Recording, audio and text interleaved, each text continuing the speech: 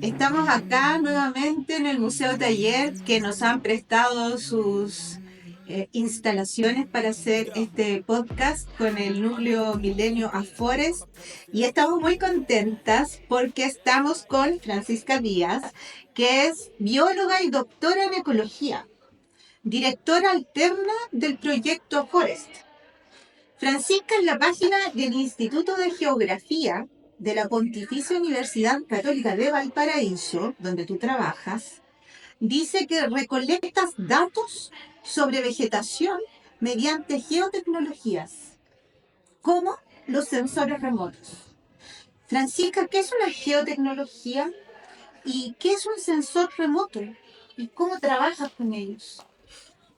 Hola Sole, gracias.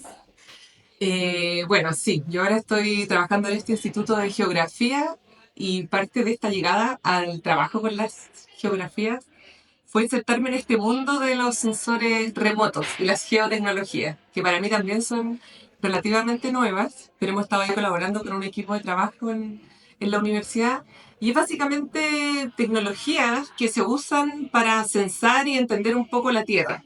Entonces, cuando hablamos de sensores remotos, en este caso, hablamos de sensores que no están en contacto directo con lo que están sensando, sino que toman datos, por ejemplo, un dron, que tal vez son como los más cercanos que vemos usualmente ahora en varios lugares, lo que hace es como alejarse de esta perspectiva, ¿cierto? De tomar el dato directo sobre la Tierra. Por ejemplo, yo voy, hago un cuadrante y mido cuántas plantas hay acá. Pero hoy tenemos estas tecnologías que se usan mucho en geografía que nos permiten tener esta otra perspectiva y nos permiten alejarnos. Y a eso se les llaman también sensores remotos. Y nos permiten en este caso, por ejemplo, a través de un dron, tomar una fotografía y observar desde lejos, desde otra escala, lo que nosotros, por la tierra sobre la cual caminamos, básicamente. Y dentro de eso, además, ya empiezan a existir como varias escalas también de observación. Entonces, por ejemplo, teniendo un dron, tú lo puedes elevar con un control remoto a, no sé, 3 metros. Si quieres, lo elevas a 50 metros, lo elevas a 100 metros. Y a medida que te vas alejando, vas teniendo como una perspectiva distinta. Y estas tecnologías nos permiten a la vez como empezar a tener una visión distinta de lo que ocurre sobre nuestra Tierra. Y no solo con drones, sino que vamos más allá y también hay satélites que nos están observando. No nos están siguiendo, pero en este caso hay algunos de esos satélites que de repente podemos ver en la noche pasar una lucecita ahí entre las estrellas. Algunos de esos satélites también están tomando fotografías de la Tierra. Y no con el objetivo de seguirnos, sino que, por ejemplo, desde la geografía se estudia mucho los patrones, por ejemplo, del verdor de la vegetación con esas fotos satelitales.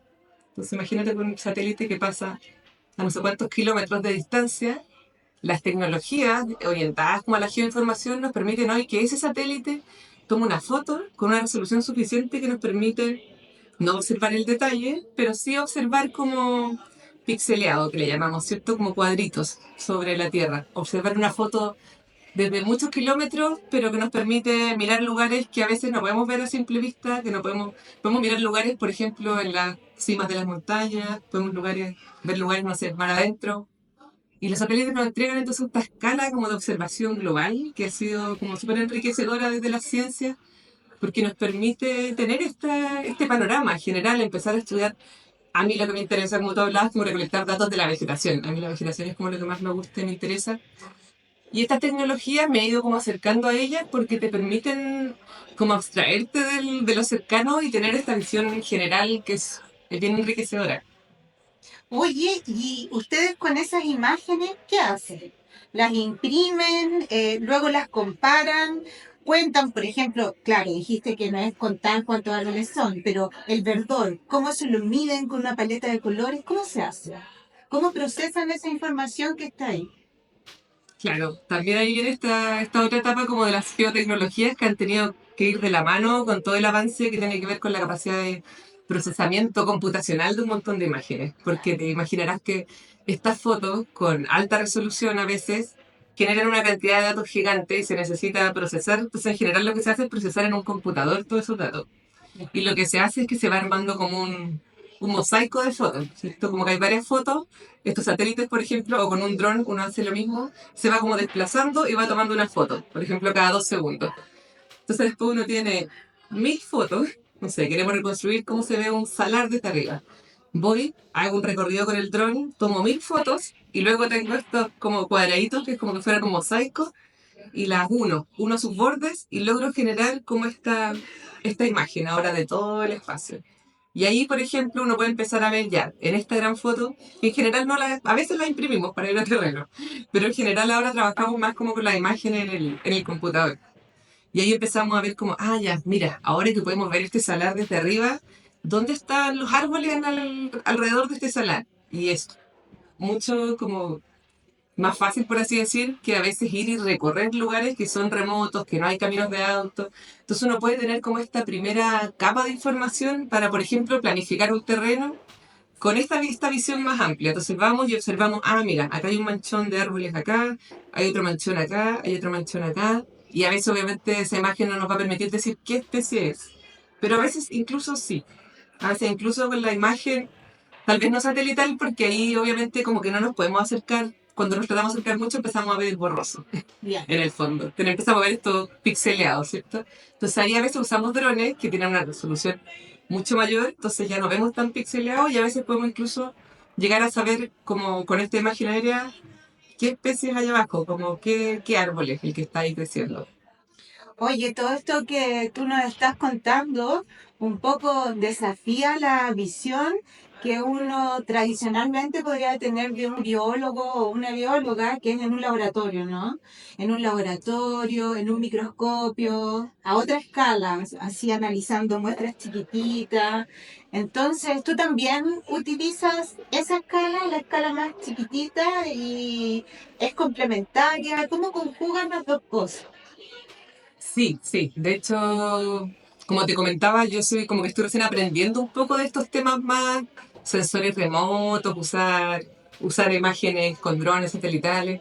Pero yo originalmente, claro, me formé más como bióloga y de hecho trabajé harto tiempo como lo que le llamamos biología molecular, que es como todo lo contrario. En vez de como para entender lo que pasa en este salar, abstraernos y subirnos así a mirar desde el cielo lo que está pasando, en la biología molecular lo que hacemos es como adentrarnos y empezar a ver esta planta. Me interesa entender por qué está acá, cómo logra sobrevivir. Y lo que hacemos ahí es al revés, claro, meternos dentro de la célula, dentro de el ADN incluso, y hay incluso cosas que no podemos ver. O sea, ya ni siquiera es que uno trabaje con microscopio. Uno ahí lo que hace es como extraer ADN de esta planta que uno realmente no lo va viendo, sino que después lo único que uno obtiene son como las lecturas de las secuencias genéticas de esa planta. Como que la información que uno obtiene es algo que nunca viste realmente de la planta, sino que es información que lograste como obtener a través de tecnologías, en este caso moleculares, micro, y te permite tener como estos genes que te hablan un poco de la historia evolutiva de esa planta, de cómo esa planta logra sobrevivir, por ejemplo, en el desierto de Atacama. Y te permite empezar también a comparar entre plantas, como que la genética y la biología molecular te permite entender las relaciones, por ejemplo, entre dos especies, saber qué tan primas o no primas son, saber cómo son eso. Básicamente es como reconstruir un gran árbol familiar de muchas plantas, por ejemplo, que habitan en Atacama, y ahí empezar a entender, como desde esta escala de observación muy micro, eh, cómo esa planta logra estar ahí. Entonces nos movemos en general y claro, yo desde la biología un poco también está ligada a la geografía. La geografía tiene mucho eso, de trabajar como a múltiples escalas. Y a mí me acomoda eso porque creo que uno puede ir como abarcando problemas a veces más que son complejos y que con una sola escala de observación no lo vamos a poder resolver, mientras que si tratamos de observar por un lado, a ver, ¿qué genes tiene esta planta? ¿Cuál es la historia evolutiva de esta planta? ¿Cómo llegó acá? ¿Cómo logra crecer en este lugar que no llueve? Y además me voy extrayendo cada vez más, la observo. Ah, ¿cuántos frutos produce? ¿Qué tipo de frutos? ¿Quién la dispersa? Y luego me voy alejando más y digo, oye, ¿cómo crece en el espacio? ¿Crece cerca de los ríos? ¿Crece cerca de los salares? ¿Crece siempre sobre los 2000 metros? Y toda esa como escala mayor de observación y cuando uno la va tratando de hilvanar un poco con la microescala te va permitiendo a veces entender cosas que desde esta visión como de una sola escala es difícil. Oye, y este trabajo que tú haces, que nos dices que es en distintas escalas, que son escalas como de observación, ¿no? Que está esta escala macro de los satélites y esta escala micro del ADN. Está complementado con otra lista de tu trabajo, que es también la escala temporal, la profundidad histórica, que te ha dado el trabajo interdisciplinario, yo creo, de trabajar con colegas arqueólogas, ¿no? Sí. Entonces, ¿cómo de eso tú también has aprendido? O sea, tú partiste ahí con el ADN en algo súper chiquitito y has aprendido de la escala macro y también de esta escala más de profundidad temporal de 13.000 años, 10.000 años. Sí, sí, yo creo que me muevo bastante en esos ámbitos como de distintas escalas espaciales, vamos a decir como esto de más de movernos desde la observación desde lejos a la observación micro, y también temporales. Y son también ambos como componentes bien importantes dentro de lo que trabajamos en el núcleo de Forest. Y en la escala temporal, claro, y también me formé en esta área como originalmente también que era la paleoecología, que es como todos los estudios, como la ecología, como entender el funcionamiento un poco del planeta, la naturaleza, etcétera. Pero lo paleo tiene que ver con entender lo que ocurrió en el pasado, cómo eran los ecosistemas en el pasado, cómo era el clima en el pasado. Sí, también vengo de esa formación como desde la biología, pero también siempre trabajé en esta área de entender y reconstruir cómo en el tiempo, y no solamente como desde, no sé, las últimas décadas hemos cambiado el clima, sino que cómo durante los últimos miles de años las plantas se van adaptando a estos cambios climáticos. Y ahí fue que eventualmente llegamos a trabajar con las arqueólogas, historiadoras, con gente que viene desde otras ciencias, ¿cierto? Y porque nos empezamos a dar cuenta que, claro, yo solo desde la ecología trato de entender, por ejemplo, la distribución de los tamarugos en el tiempo. Y si yo solamente lo observo y trato de entenderlo como un patrón que está respondiendo netamente al cambio, por ejemplo, del clima, y, y empiezo a darme cuenta que hay algo que no me calza. Cuando trato de entender entonces ya, este es el clima, esta es la planta, si se seca el clima, la planta desaparece, si, no sé, hay más lluvias, crece, pero de repente nos empezamos a dar cuenta que hay como discordancia. Y ahí nos damos cuenta que cuando integramos otras formas de entender también, incluso el mundo natural, por ejemplo, desde las ciencias sociales, nos damos cuenta que claro, en realidad las relaciones que hemos tenido como especie, las personas con la naturaleza, es una relación que lleva miles de años también. Y por lo mismo también hemos sido parte de ella y hemos modificado los patrones que se observan en la naturaleza. Entonces, cuando tratamos siempre como de sacar al humano de esta ecuación y decir cómo vamos a entender cómo funciona este ecosistema prístino, nos estábamos perdiendo un montón de información.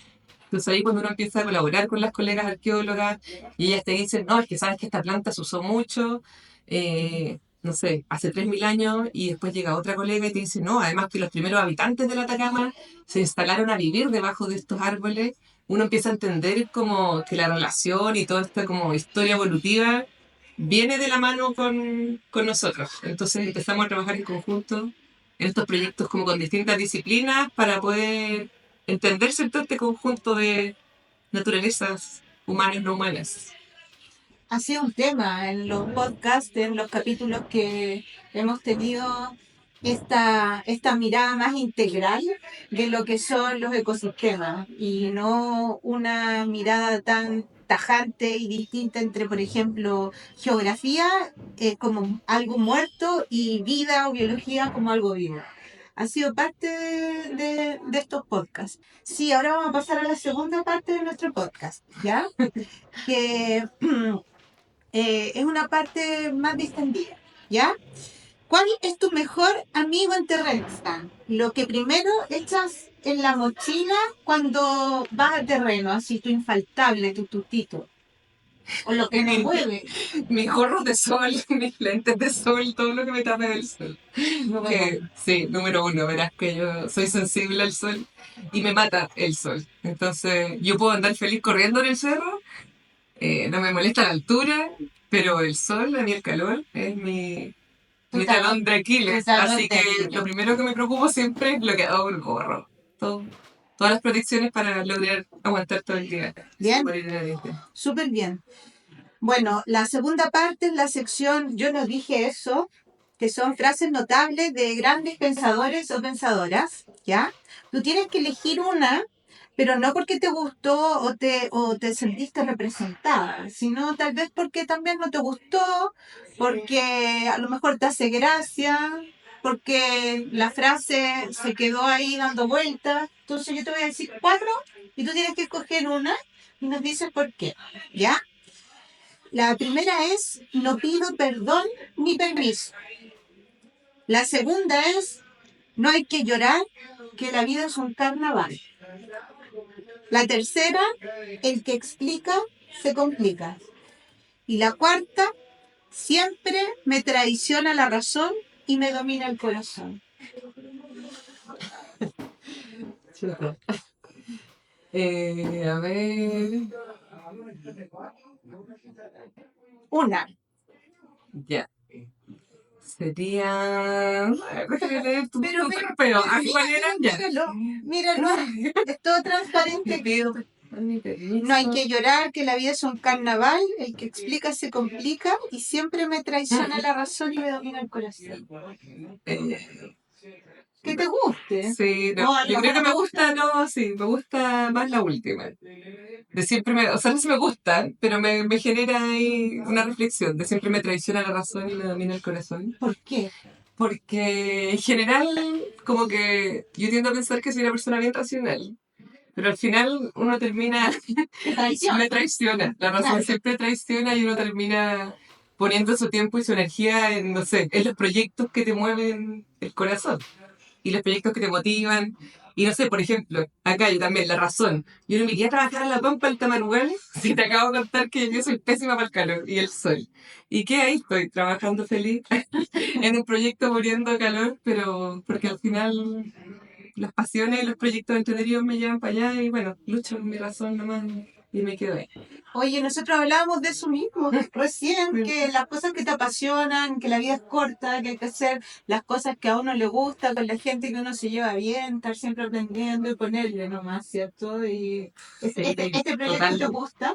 no, totalmente. Le pon tu corazón. No, para mí este proyecto ha sido como muy entretenido, como que encontramos un equipo con el que yo no había trabajado antes con la mayoría, de hecho. Llegué como a este desafío también de que la Virginia, que es la directora, me propuso ser la directora alterna y yo me así como, oye, yo nunca he trabajado mucho con la gente de las áreas de sociales, ni menos en una dirección, pero al final hemos funcionado súper bien y yo creo que eso es clave en todos los equipos de trabajo. O sea, elegir trabajar con gente con la que uno lo pasa bien, se lleva bien y gente que es responsable y responde. Entonces, al final, generar un ambiente entretenido. O sea, cuando tenemos que ir a terreno, trabajamos, no sé, 12 horas diarias, pero y a veces nos ha tocado estar 2 semanas en ese ritmo, pero al final yo creo que todos estamos ahí apañando porque nos mueve, nos entretiene y sentimos que es un proyecto bonito que estamos tratando de aportar. Así que a mí también, de los proyectos actuales, yo creo que el que más llena mi corazón. Yo lo he visto, he sido testigo y también he sido partícipe de eso, esos terrenos maratónicos y sí, mucha buena onda y es un buen grupo. Oye, la última parte, ya con esto terminamos. Mira, esta es una encuesta rápida para obtener el perfil del investigador o la investigadora Forbes, ¿ya? Nosotros vamos a tabular estos datos cuando termine esta temporada de podcast y vamos a hacer este perfil. Yo te digo A o B y tú tienes que escoger A o B. Ya, No sé, ni B. A o B, ya. ¿ya?